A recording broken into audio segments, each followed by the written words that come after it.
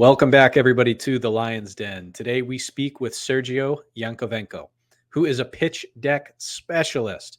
So, this is crazy. Sergio has created more than 400 pitch decks for different startups, and it has helped them raise over $560 million collectively. Pretty insane. So, he knows everything there is to know about pitch decks. What are investors looking for? What are the sections that you need to have in your pitch deck? What's the order of those sections? How do you take your data, boring at times, and turn it into a compelling story that people are actually willing to invest in? So if you've got a project that you're looking to raise money for, this is a great episode for you. Give it a listen. Sergio, welcome to the Lion's Den. Thank you to having me and invite. It's a great honor to be here. Awesome. Yeah, great to meet you. So I'm excited to talk to you because you are an expert in pitch decks, how to create them, what to put in them, the purpose, the layout, the format, all of that stuff. And so I really want to ask you a lot of questions about that. I guess my first question would just be, for startups who are looking to raise money and they know they need to create a pitch deck, what's the biggest mistake that they often make when they do that? The often mistake is they know your market. So usually startup founders not do any homework, and right now not the correct time when you just have an idea and investor give you money. You need to be more well prepared to them. Yeah. Okay. That makes sense. All right. Well, then maybe what we should do is let's break apart the pitch deck into its different pieces. So what are the pieces of a pitch deck? Probably the standard pieces, it's clearly articulate your problem and how do you solve this problem. It would be also you need to show the market potential of your startup, and you need to have some clue how you will be make money. Because the investor, this is quite good. You have great idea, your code, for example, or your application work the best, but investor interested in usually only two things: it's risk and returns. So how much money you need and how much you can get them back. Makes sense. Okay, so you said problem, so they have to clearly state their problem. Then solution, so what they're actually going to do to solve the problem. Then the market potential, so how big is the market, who are the customers, and then the financials of how they're going to turn those customers into dollars. Is that right? Yeah, fully correct. Okay. And probably one part I think important to highlight, you need to clearly understand how much money you need.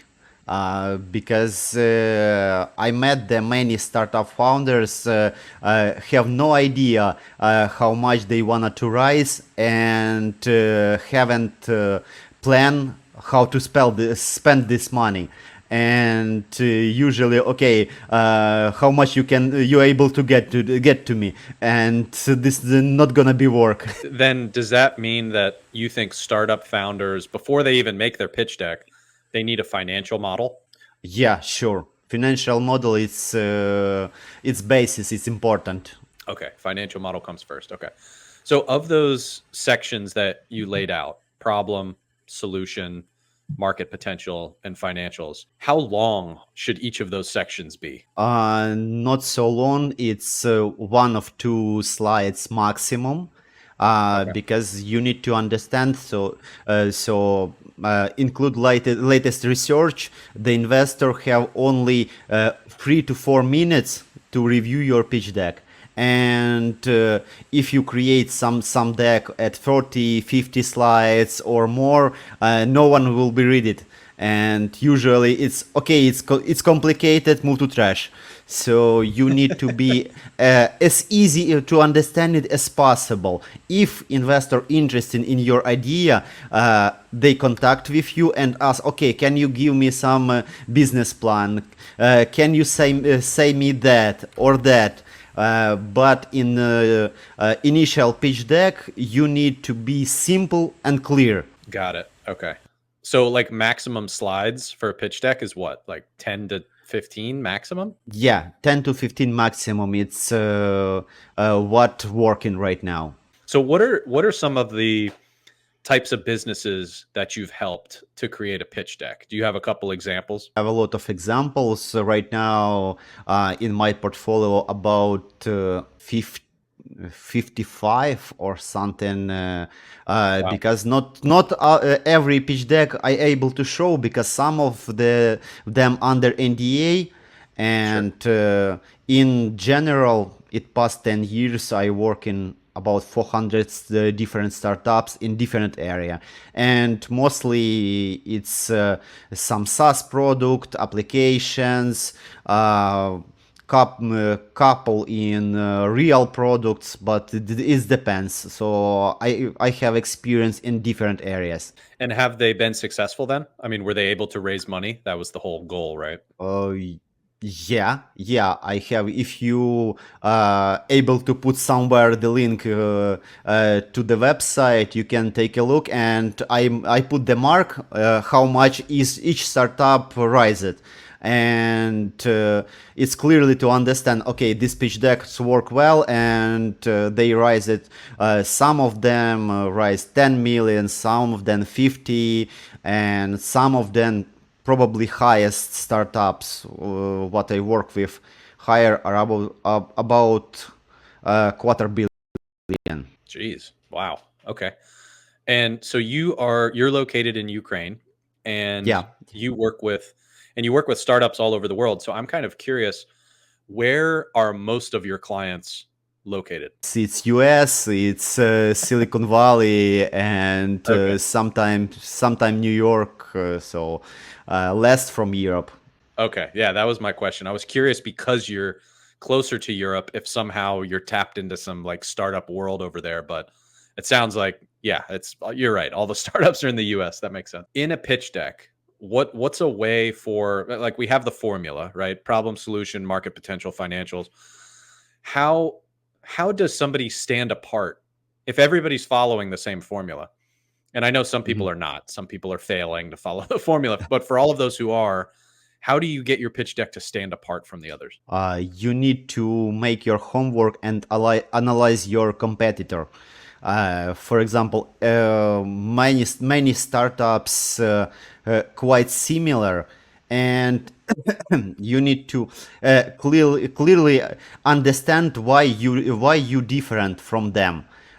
So right now we have the many startups in AI sector, many startups what do almost the same. And for example, if we see one startup what already on the market, already have sales, and you have almost same idea, you need to highlight what the different factor at your startups currently. It can be faster, it can be cheaper, it can be anything, but you need to articulate this part, because mostly investors don't want to open one more business or build one more application. They need something unique. So we were talking a lot about investors and fundraising.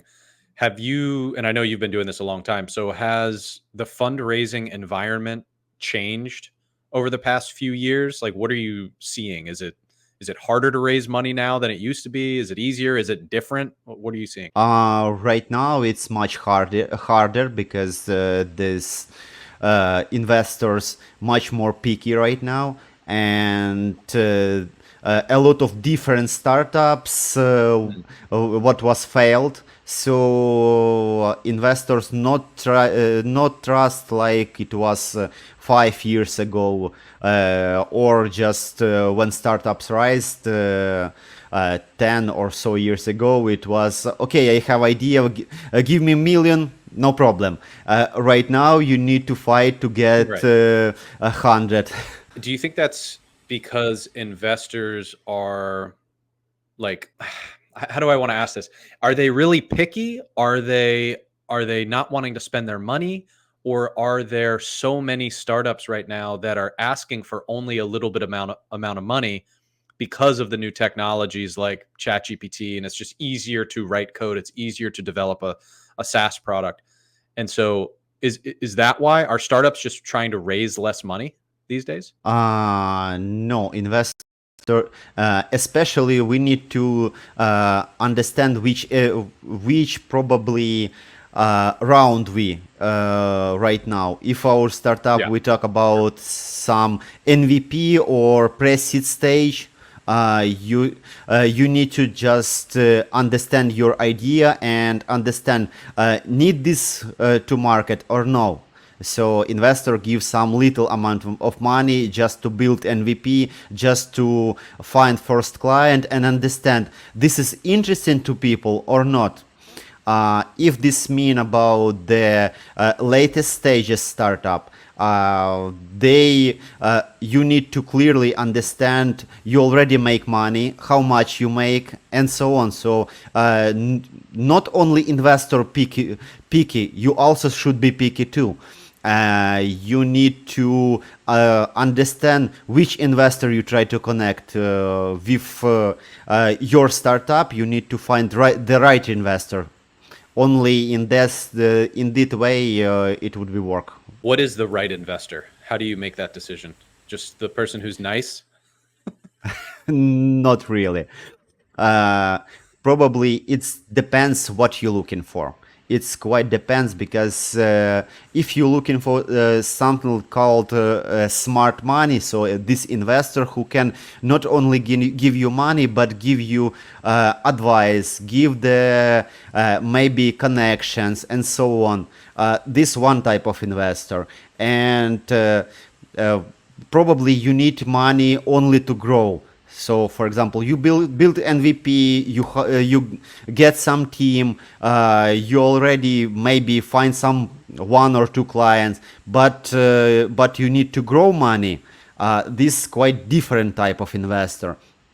You for example, no need to the investor probably actively participant in your project. So in this way, you need to find and probably the sector, because some investor investing only in agro, some to AI right now, some of them in medtech, and so on. So many sectors. So you need to find the right one who working with your area and try to connect with them. You can take a look, for example, at investors' portfolio. Use some service like Crunchbase. Take a look at the investor name and see which investor he invests. And then you understand, okay, this investor interested in AI technology and, for example, medtech. So I can connect with them. And if, for example, your project about medtech and you try to connect with agro investor, probably it's not gonna be happen. Makes sense. Okay. So clearly you know a lot about this. When somebody, now I'm kind of curious about your process. So somebody comes to you, a startup, right? And they say, hey, I need help with Mhm. my pitch deck. I don't know what I'm doing. How does your process go? What do you start with? Probably I start with the interview, because I need to take all these parts what usually startup founders have in only in mind, and I need to extract them and put together. So firstly, I start with deep interview, for example, like we are right now talking, and I ask the question related to project, related to the market, and so on. So based on that, I create some wireframe, some skeleton of content, and take a look. If something lack, I can do additional research, but mostly the startup founders should know as many as he can about the startup. Okay. And Uh, okay, so you yeah, do yeah, the sure. interview, you create the wireframe. Then what happens? When we have the call with founder and discuss maybe if something missing, if what I write down makes sense, because startup founder or some person from founding team would be present before investor, and every word on the pitch deck should be relevant to his experience, to his startup. because I'm not only try to reflect my point of view, I try to put on the paper his point of view. Okay.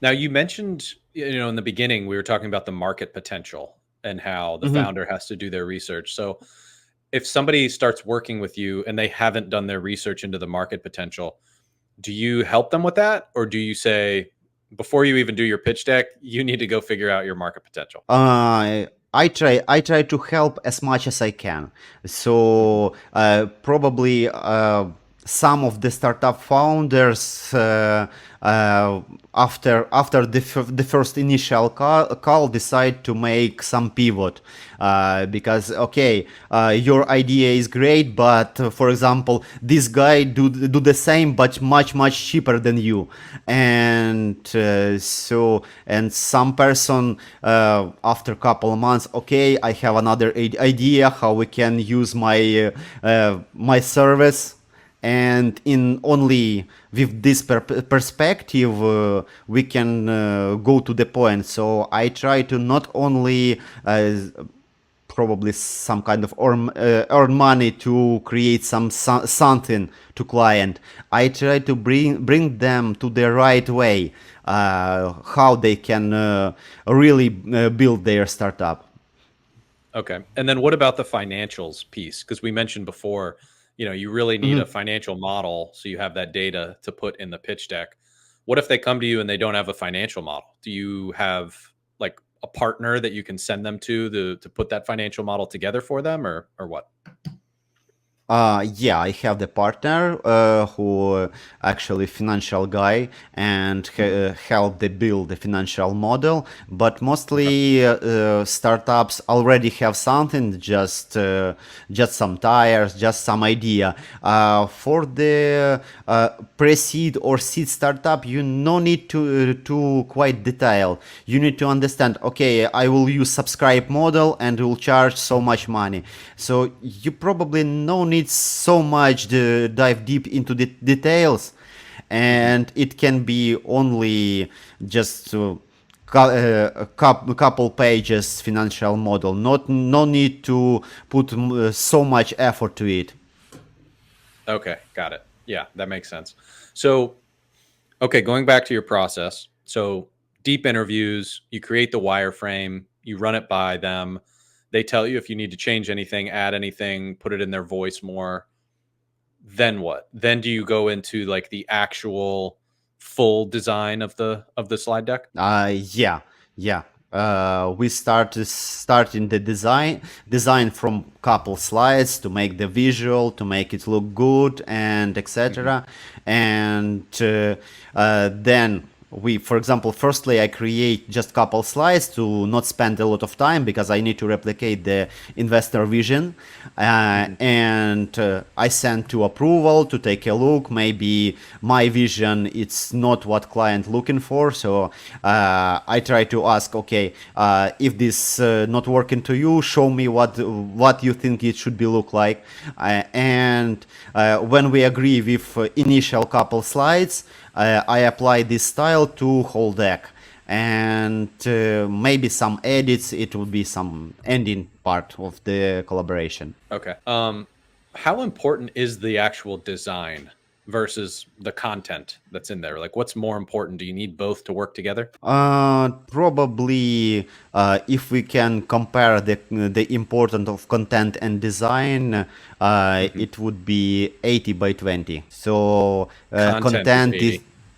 yeah, Yeah. content is 80 because good content with shitty design can work to investor, but otherwise not. Okay. Yeah, investors are smart. They're not going to invest in your company just because you're good at designing a pitch deck. That makes sense. They have money, they smart. That's right. Okay, cool. Well, this has been super insightful. I appreciate it. I actually, do you have examples of pitch decks like on your website or something like that? Yeah, sure. I have the whole portfolio at Behance, so probably if you could put somewhere in description the link, Yeah. it would be much useful. Okay, cool. Yeah, we will definitely link to the website. We'll also link to your Calendly, And if people want to just book a meeting with you and have a discussion about, putting a pitch deck together for them, they can just book that directly from the notes. Yeah, and probably I can invite your listeners to subscribe to my LinkedIn. I post a lot of different content about pitch decks daily. So you have every knowledge what you can find in one place. Perfect. We will link to that too. Awesome. Well, Sergio, thank you so much for joining me today in the Lion's Den. Thank you.